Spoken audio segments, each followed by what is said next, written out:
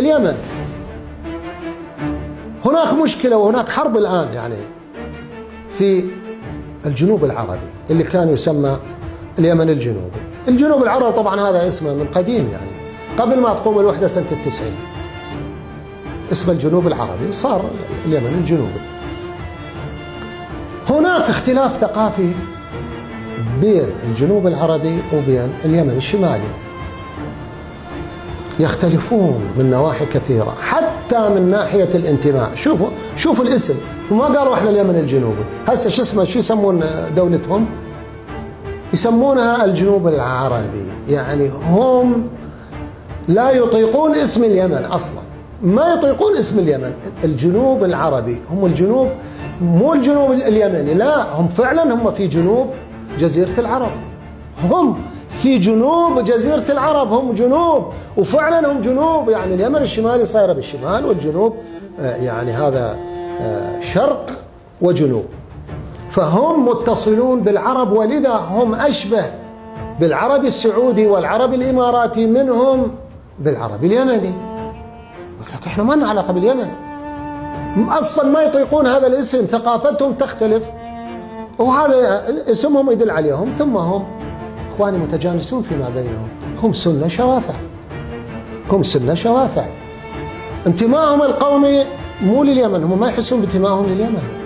هم حتى أبنيتهم، طراز أبنيتهم، يعني طراز شوارعهم، عمرانهم من نشوفه يختلف عن شبيهه في بقية أنحاء اليمن.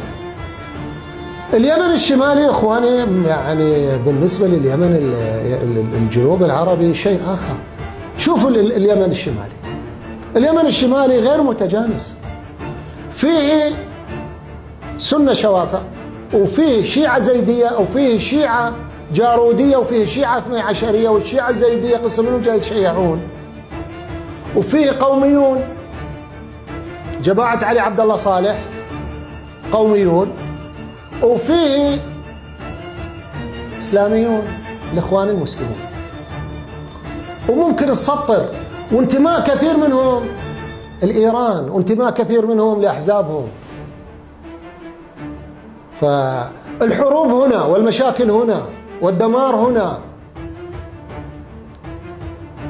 أنا أتكلم مع دعاة الوحدة، أقول لهم يا أخواننا خلي أخوك اليمني الآخر خليه يشعر بأن مصلحته معك. أما وحدة لاكو انسجام ثقافي يا أخوان، روحوا قنعوا أخوانكم اليمنيين الجنوبيين، روحوا قنعوهم، أنا ما لي علاقة. أنا أتكلم بأصول الاجتماع السياسي، شلون نجتمع، شنو قوانين المجتمع. هذا أهم قانونين للاجتماع السياسي، انسجام الثقافة وانسجام المصلحة.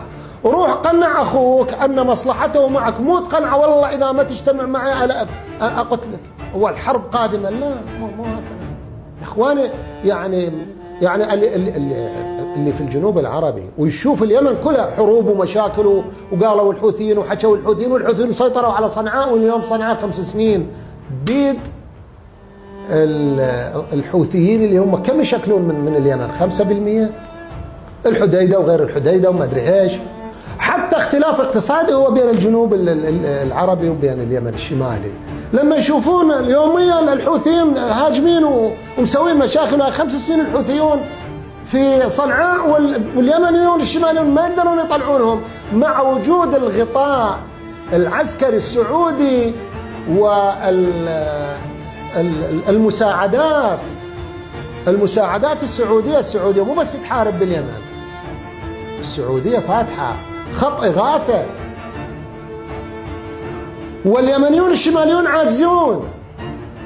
أنا أعجب الإصلاح لما يجي قاتل في الجنوب العربي وتارك الحوثيين، هو والحوثيون أصدقاء. أنتم شلون تريدون من إخوانكم يصيرون وياكم وأنتم مع عدوهم وتجون ضدهم؟ ترى هذا شيء غير معقول. أنا من حقي أن أتكلم وإن كنت من الخارج. تبقى هذه القضية الأخوة اللي بالجنوب العربي هو يهمهم الموضوع الحل، وإلا راح يصير حروب. أنا أتكلم عني أنا كسني عراقي، أقول لك أنا لا أؤمن بدولة مع الشيعة أبدا، أكفر بها. وإذا أردت أتنازل أريد إقليم. من دون إقليم احنا ما نعيش مع ننتهك عرضنا وهدم مسجدنا وكفر بكتابنا واعتقل أولادنا وقطعهم تقطيع وغيبهم بالسجون وغيبهم تحت الأرض وهجرهم وغيبهم فوق الأرض وتحت الأرض. أنا لا أؤمن بهذه، وأتكلم بصوت عالي، أتكلم ضد حتى السنة اللي ما زالت عقولهم خربة وخرفة، يسمعون مبادئ وهم أنا أقول لكم ما يؤمن بالأخوة والوحدة مع الشيعة إلا المستفيدون. أنا أقول لكم. أما موضوع اليمن أنا أتكلم من حيث التأصيل. تريدون يمن موحد؟ لازم هناك انسجام ثقافي، والانسجام الثقافي ترى ماكو. ما يصير أنت تريد هدف وهذا الهدف ما إلى أسس. تريدون يمن موحد؟ خلاص شوفوا اخوانكم اينما كانوا، شوفوهم، ذوقوهم طعم الوحده، الحلم والمر. والا يا اخواني ترى الانسان يقعد له، يعني انا كانسان انا اقعد لي تكفيني 300 متر مربع اعيش بها بكرامه وامن، والله هذا هو وطني. 300 متر مربع ما بالمبادئ وحدها تعيش الأوطان وتتوحد الأوطان. تتوحد الأوطان بالعدل والكرامة والمصلحة والأمن، بهذه تتوحد الأوطان. وإلا فإن المبادئ وحدها نتيجتها أن تجعل الشعوب تكفر بالمبادئ.